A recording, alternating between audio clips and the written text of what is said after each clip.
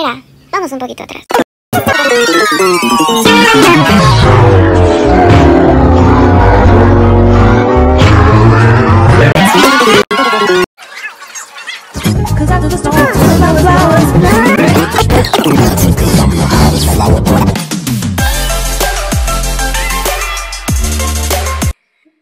Estamos en los 90 y hoy en día la humanidad se encuentra en una búsqueda de adaptación, se busca una resignificación, pero algo que se deja de lado es la visión en un mundo psicológico.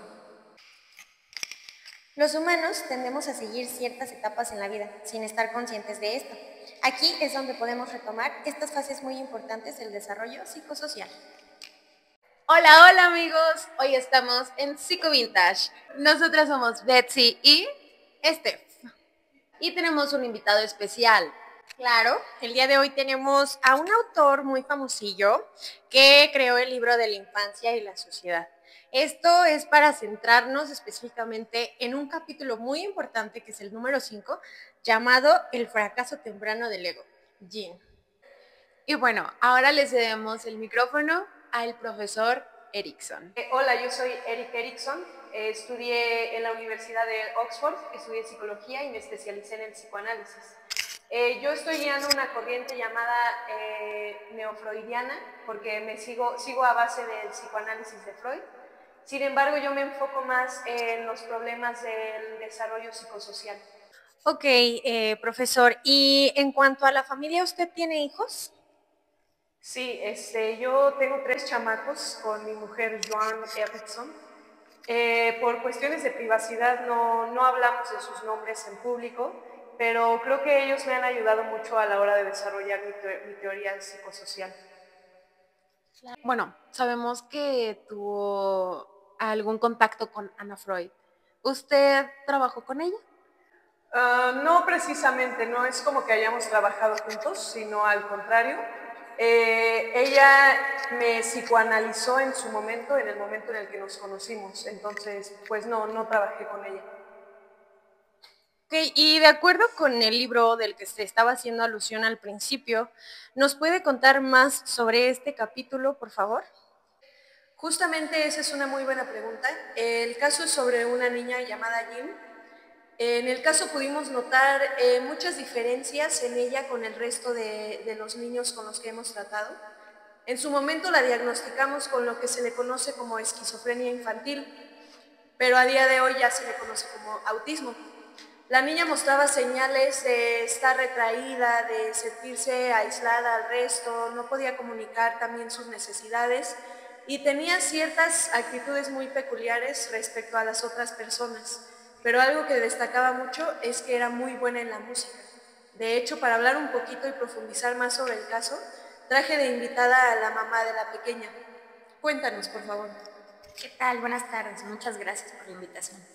Pues les cuento, soy madre de 4, vivo con mi esposo, me enfermé de tuberculosis un mes y me tuve que separar de mi bebé. Jean era la más pequeña, los otros 3 eran hombres, entonces se tuvo que quedar con la niñera. Ok, y señora Maleval, ¿podría usted decirme si esto originó o causó algo en Jin?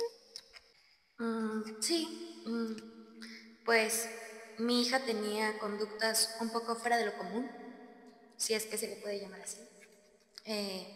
Ella era curiosa, a ella le gustaba meter los dedos en lugares donde tenían espacio, no importaba si fueran corrientes eléctricas, cualquier huequito que fuera posible. Constantemente también tenía como cierto apego hacia una sábana y nos era muy difícil de quitarla. Todo esto lo narré en la carta que le escribí al profesor y el profesor me ayudó un poco. De igual forma, mi hija tenía conductas, creo que un poco sexualizadas, a pesar de que era una persona, una infanta. Y bueno, haciendo el retomar esta parte que mencionaba de que se alejó de ella porque tuvo usted tuberculosis, ¿después de cuánto tiempo se volvieron a encontrar? Aproximadamente estuve un mes en aislamiento, como ya te había comentado, bueno, les había comentado. La niñera se hizo cargo de Jean. Y bueno, a mí me gustaría preguntarles a los dos, en cuestión de el vínculo y la confianza con sus cuidadores, Jean, ¿cómo se desarrolló en eso? Pues mira, considerando que es muy importante la presencia de los cuidadores, el hecho de que la mamá desafortunadamente se haya enfermado por tuberculosis y haya tenido que estar lejos de su hija, formó un vínculo inestable. De hecho, me atrevería a decir que ni siquiera se formó un vínculo. Era una niña muy desapegada, no le gustaba estar alrededor de otras personas, y justamente eso fue lo que nos demostró que nunca existió en realidad un vínculo con sus cuidadores. Disculpe, doctor, quisiera agregar algo. Es cierto, Jean no tuvo quizá la crianza que yo como su mamá debía darle, pero incluso, bueno, recordé una historia muy graciosa. Si me permiten, se las puedo contar. Sobre las conexiones sociales que tiene mi hija. Una vez tuvimos una visita en casa, no solíamos tener muchas, pero aquel día Jean era una niña curiosa. No puedo decir nada malo respecto a mi hija. Y le dio mucha curiosidad los ojos de nuestra visita, entonces como que intentó picárselos. No es que no fuera una niña sociable, solamente que era de una forma diferente, quiero pensar. Bueno, ahora teniendo eso en cuenta, ¿creen ustedes que hay algo que los cuidadores de otros niños con la misma situación deban poner atención? Principalmente creo que justo ese es el punto más importante a la hora de formar sobre todo un vínculo con tus hijos, que es pues la fase número 1 pues de la crianza, de que el niño pues digamos que tenga un buen desarrollo psicosocial. Entonces creo que justo lo que mencionas, que es la atención, es lo primero que deben hacer los papás con sus hijos. O sea, prestarles atención, estar atentos a sus necesidades, cumplirlas como deberían cumplirlas, y sobre todo no perder este contacto, sobre todo físico, que les ayuda más a, pues, a vincularse con sus cuidadores. Y profesor, hablando un poquito de su teoría y con el caso de Jean, ¿qué etapas usted considera que fueron principales en este caso? Consideraría 3. Confianza versus desconfianza, que nos habla más que nada justo del vínculo entre los progenitores y el bebé. Autonomía versus vergüenza y duda, que es aquella donde los niños empiezan a explorar un poco sobre su mundo, y los papás lo que tienen que hacer es, pues de cierta manera, incitarlos a que se equivoquen también y que vayan bien con sus errores, o sea, que no los vean como un fracaso, que lo sientan más bien como un aprendizaje. Y tenemos la de iniciativa versus culpa, que más que nada pues nos habla de cómo los niños empiezan a descubrir cosas en su mundo, sobre todo en el juego, y buscan como que esta también independencia sobre ellos, pero si los papás lo que hacen es marcar en lo que se equivocan, entonces aquí viene pues la duda, la culpa, como que las ganas de seguir haciendo eso se les quitan. Respecto a esta etapa, yo quisiera agregar que mi hija quizá no jugaba de la forma convencional, pero a pesar de no tener experiencia o aprendizaje alguno, descubrió que tenía grandes habilidades para la música. Es algo que para mí es impresionante, es algo que yo admiro. Quizá sí, la reprimimos en algunas cosas, porque mi esposo tendía a fumar. Mi esposo solía fumar y Jen obviamente no preguntaba, Jen solamente llegaba y le quitaba el cigarro a mi esposo. Obviamente pues esas conductas tuvimos que reprimirlas. Y en la situación de Jean, tomando en cuenta sus limitaciones, ¿cómo consideran que influyó en la etapa de que vaya, que todo niño debe jugar en esta etapa del juego? Pues mira, Jen no encontraba muy interesante el juego convencional como otros niños lo hacen. A Jen le daba mucha curiosidad el aparato reproductor masculino. De hecho, muchas veces se me hizo el comentario y leí en la carta que nos mandó su madre que ella solía jugar y buscar el pene de sus hermanos y también tenía cierta fijación extraña en el pene de su papá.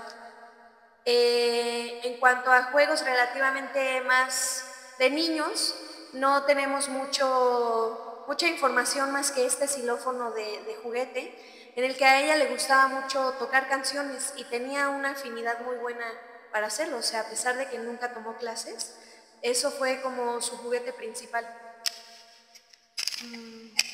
Sí, hablando respecto a lo que comentaba el profesor de las partes genitales, en varias ocasiones me tocó observar cómo le llamaba la atención los órganos reproductores de sus hermanos y también de su papá.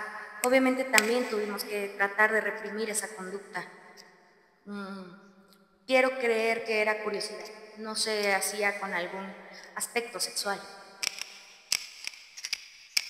Bueno, yo tengo dos preguntas específicas. Leí un poco más sobre el capítulo que usted creó y quisiera saber si, o más bien qué tan cierto es que esta parte pasó a ser de esquizofrenia infantil a autismo.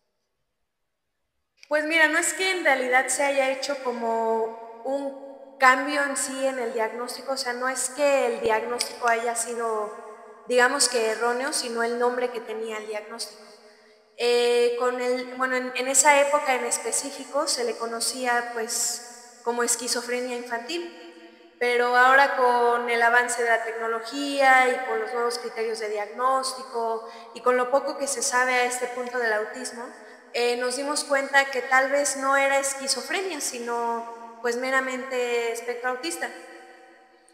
Ok, y como segundo, ¿qué impacto puede tener este diagnóstico para la resolución de ciertas etapas durante el desarrollo?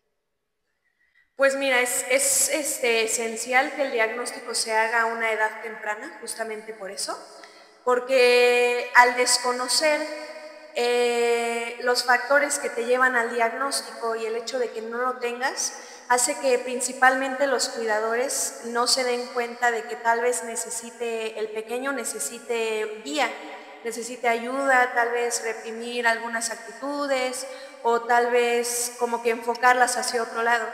Entonces, se considera muy importante que se haga un diagnóstico de manera temprana para que los padres y en el caso de que sea necesario el terapeuta puedan intervenir para ayudar mejor en su desarrollo. Se sabe que tal vez no será totalmente exitoso porque justamente el autismo se debe a muchos déficits sociales, pero pues puede ser mejor que el que tenía pues la pequeña Jean.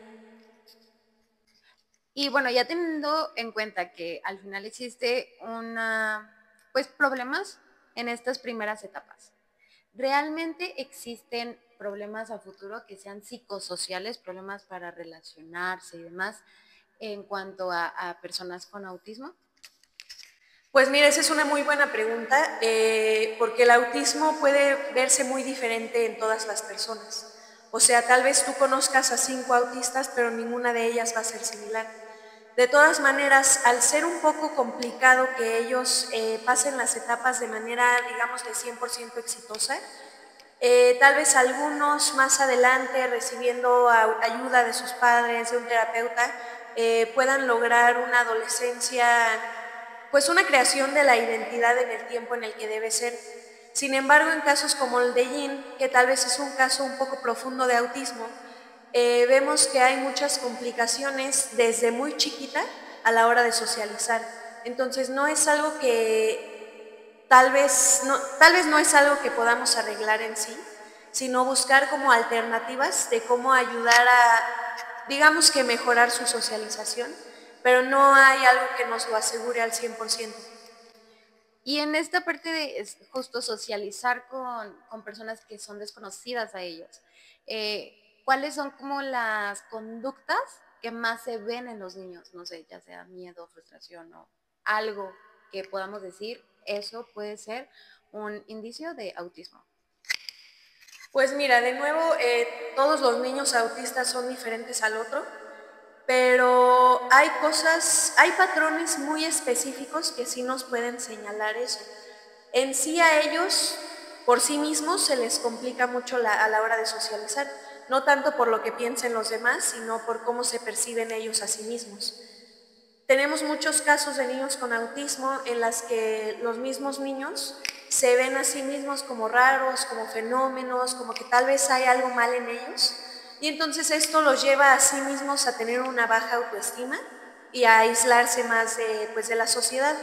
Entonces eso es lo principal que hay que ver en cuanto como a señales, que también se le da la comunicación, tanto contigo como con sus pares, si saben comunicar sus necesidades, de qué manera las comunican, si hay algún déficit en el habla, tal vez hasta en la escucha.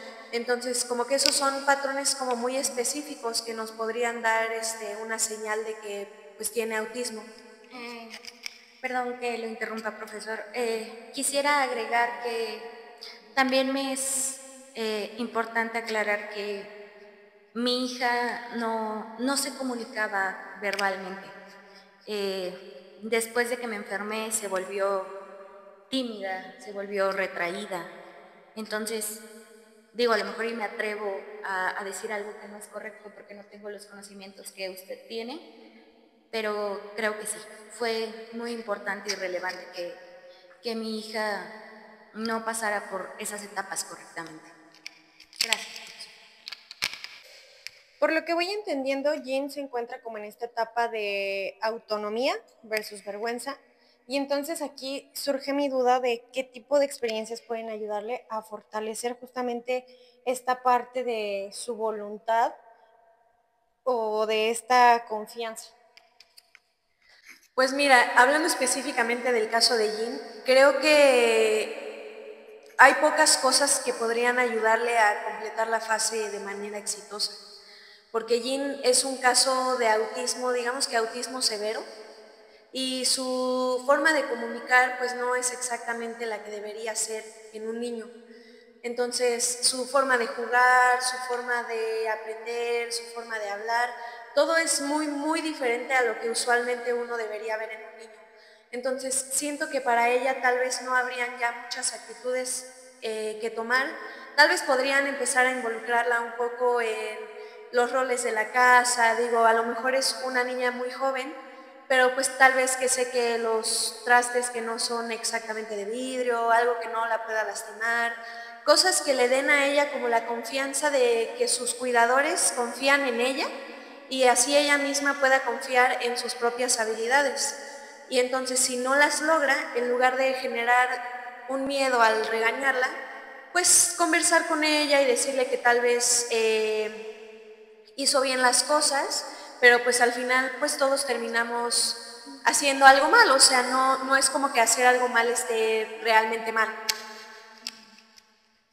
Muchas gracias, profesor.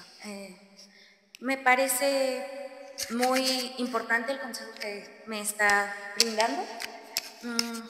No teníamos la idea ni siquiera de que Jean tuviera tareas en la casa. No la creíamos capaz. Pero con su ayuda estoy segura de que mi hija va a poder hacer grandes logros. Justamente acaba usted de decir algo absolutamente importante, sobre todo en el desarrollo de esta etapa. No la creíamos capaz. Creo que es comprensible dado la situación de Jean, pero creo que también es importante que empecemos a ver lo que ella es verdaderamente capaz fuera de la neurodivergencia y empezar a confiar más en ella, porque aquí es muy importante que el cuidador confíe más en la niña de lo que la niña confía en sí misma. Porque con tu propia confianza y tal vez un poquito de la de ella, empiezas a formar mejor confianza en ella misma. Y tú misma ayudas a reconstruir pues tal vez esa confianza que se perdió en la primera etapa al tenerte lejos. ¿Y cómo cree que el diagnóstico temprano en un niño pueda ayudar en su desarrollo tanto psicosocial como cognitivo y para poder apoyarlo? Pues mira, lo que pasa cuando no se hace un diagnóstico a tiempo es que los niños empiezan a aprender a reprimir sus síntomas, sobre todo si ya están, digamos que adentrados a la sociedad, porque empiezan a ver que tal vez lo que ellos hacen no es lo normativo, lo reglamentario. Entonces ellos empiezan a sentir esta preocupación, tal vez esta vergüenza, y empiezan a enmascarar sus síntomas. Por lo cual, pocas cosas se saben, pero una de las cosas que estamos certeros es que enmascarar los síntomas puede desarrollar otro tipo de trastorno, como trastorno de ansiedad, trastorno depresivo, cosas que más allá de ayudarlo, lo perjudican. Entonces el hecho de obtener un diagnóstico temprano, tal vez a tiempo, tal vez un poquito antes de lo que comúnmente se le conoce, nos puede ayudar sobre todo a los terapeutas a que podamos empezar a trabajar en los niños, ver en qué áreas tienen más déficits, tal vez si es alguien con un lenguaje un poco retrasado al común de esa edad, tal vez llevarlo a la terapia de lenguaje, ayudarle un poco con cómo jugar, tal vez por qué está jugando de la manera en la que juega y entonces como que ir corrigiendo esos comportamientos para darles el hilo correcto. Entonces eso es el por qué es tan importante dar un diagnóstico temprano. Me gustaría agregar algo, me siento culpable por no haber ayudado a mi hija de la forma en la que tenía que ayudarla, pero busqué su ayuda, doctor. No puedo hacer más. La niña aún así va a terapia y en ocasiones pierdo la fe porque no logro ver avances. Justamente haciendo un poco de relación con lo que usted mencionaba sobre los síntomas y toda esta situación, había leído que es más propenso que se pueda dar un diagnóstico en los varones y que en las mujeres como que es variada la cantidad que se pueda dar. Pero algo que me sorprende de Jean es que ella es como si entrara en este círculo de los varones donde no hizo como lo típico de este camuflaje, de un enmascaramiento. O sea, ella lo hizo normal y creo que es algo que destaca y que sorprende. Pues mira, bajo mi teoría, bueno, para empezar es importante que sepamos que de 5 personas que se diagnostican con autismo, 4 son hombres y 1 es una mujer. Entonces, creo que siguiendo mi teoría, lo que podríamos decir es que todo empezó desde el hecho de que no había vínculo afectivo con los padres. Desafortunadamente, pues se dio la situación y solamente pudo relacionarse, no digo que se vinculó, pero sí se relacionó con la niñera. Y entonces esto como que le restó pues confianza y ya no había ninguna confianza que socialmente le pudieran quitar, contrario a otros casos de mujeres.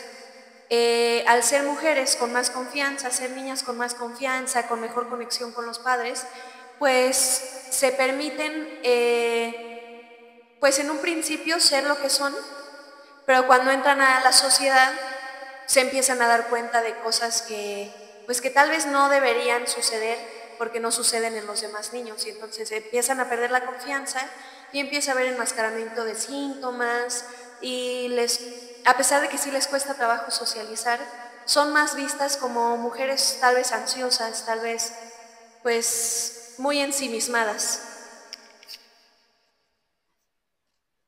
Ahora sabiendo que al final Jean tuvo dificultades para su desarrollo, ¿considera usted que para alcanzar una identidad sólida en la adolescencia o ya en la adultez necesite algo o más bien qué es lo que necesitaría para tener esta identidad más sólida? Pues mira, algo que definitivamente podría decir es que tal vez en la adolescencia no consiga la identidad sólida. Tal vez le haría falta un poco más de tiempo, dado que a pesar de que fue un diagnóstico temprano, presentó otras situaciones como la desconexión emocional a los padres, el no saber interactuar con sus hermanos, no saber realizar el juego y siempre estar como en esta duda de pues si es normal o no. Creo que tenemos que empezar a trabajar en herramientas terapéuticas, sobre todo, para ayudar a, no quiero decir a linear su comportamiento porque no es lo que debemos hacer, sino ayudarle a que tal vez lo externe de otra manera, tal vez empezar a aprender pues cómo comunicar mejor sus necesidades, lo que necesita, lo que le gusta. Y entonces, con base a eso, a esos pequeños pasos que tal vez nos tomarán más de lo que nos gustaría, la niña tal vez en una etapa de adultez joven podría pues lograr solidar su identidad al 100%. Entonces, con todo esto podríamos decir que en cuanto a su ambiente psicosocial, Jean pudo haber desarrollado como una mejor vida en estos años que ella lleva, si hubiera recibido un diagnóstico de manera temprana. En cuanto a los criterios de qué tan temprano debe ser el diagnóstico, se pasó tal vez por 1 o 2 años. Entonces, no diría que el problema ha sido el momento del diagnóstico, sino en que tal vez los padres no supieron cómo manejar el diagnóstico. Para empezar desde antes con la desconexión emocional, tal vez los padres no supieron qué hacer con ella, porque justo la madre en la carta lo narra. Ya no sé qué hacer con ella, toca los genitales ajenos, lo único que está haciendo bien es tocar el xilófono, y justamente el hecho de que ellos tenían el diagnóstico pero no sabían qué hacer con él, fue algo que incrementó los comportamientos, digámosles, inadecuados en ella. Entonces, sí fue el entorno psicosocial y no fue tanto la edad del diagnóstico. Pero, disculpe, doctor, entonces menciona que es nuestra responsabilidad que Jean se comporte de esa manera, porque no busco las herramientas y la ayuda suficiente. Incluso tratamos de tener cuidado con la gente que va de visita a nuestro hogar. Mire, no es exactamente lo que yo sugiero, no es que yo dijera que ustedes son malos padres o que no hicieron las cosas bien, pero creo que justamente en esta desesperación de no sé qué hacer, a veces tiramos la toalla. Y considero que a lo mejor les pasó, y no porque ustedes dijeran ya la voy a abandonar, sino porque pues al final ustedes también son seres humanos, ustedes también sienten, y tal vez el diagnóstico, la llegada del diagnóstico de su pequeña, pues los desequilibró un poco, pero no es exactamente que yo diga es responsabilidad únicamente de los papás, sino de los profesionales que tal vez no les dimos la guía correcta, porque la necesaria sí fue, pero tal vez no fue la correcta.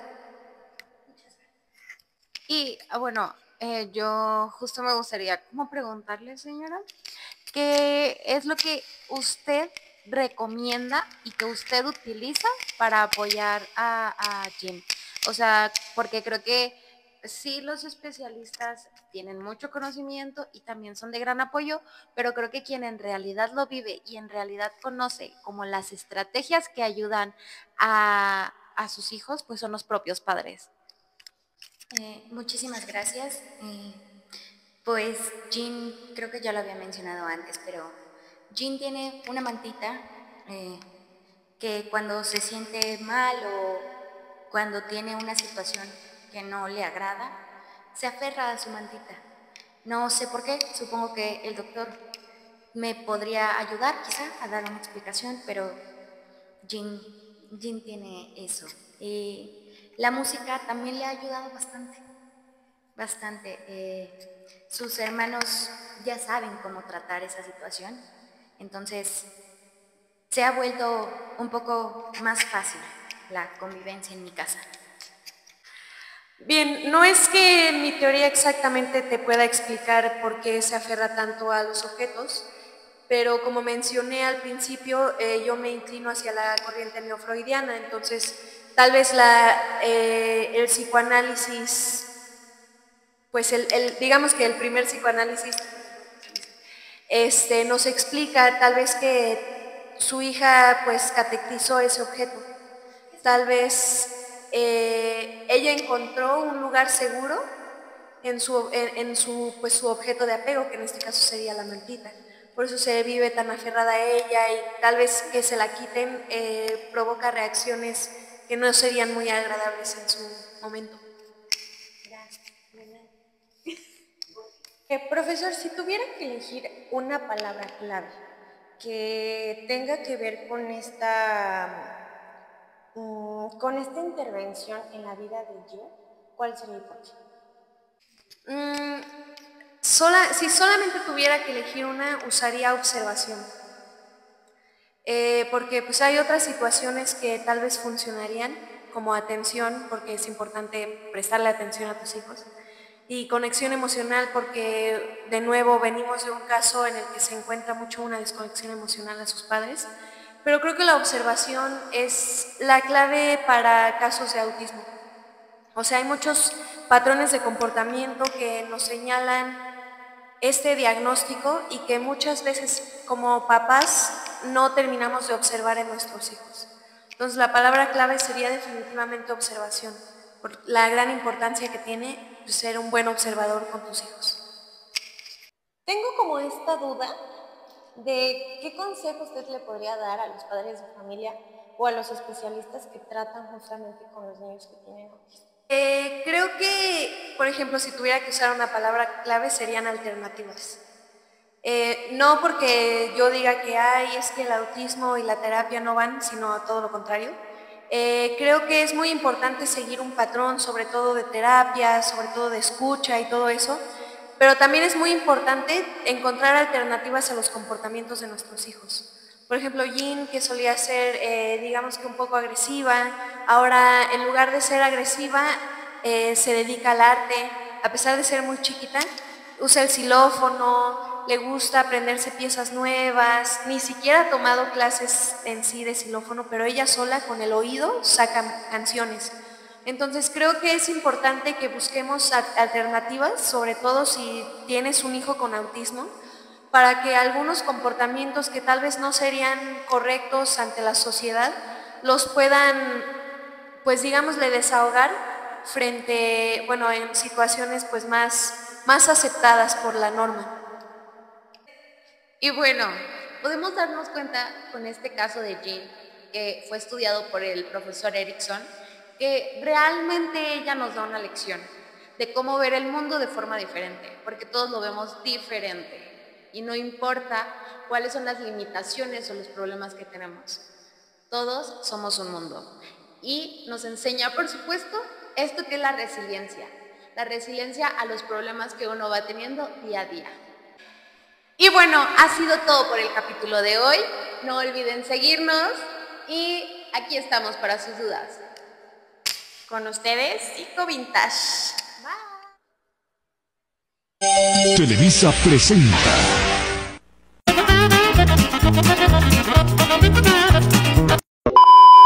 ¿Ya estás grabando?